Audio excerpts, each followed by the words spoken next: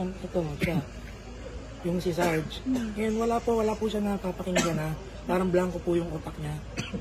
Kaya yung po ma'am, nung pinuputukan niya na po kami, nag-ano lang po kami, pumalik lang po kami ng putok. Para ma-neutralize. Para maano po namin Hindi siya. po siya tumigil, sir, hanggat hindi siya... Hindi po ma'am. Talagang naman po siya ng... Talagang paano Ano na po, po sir? talaga siya.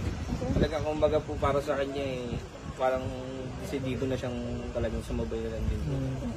So nung nakita namin yung ganong status ng isip niya, so ginawa namin, nineutralize po na namin yung sitwasyon, tinamaan namin sa paa, tapos sa katawan ko.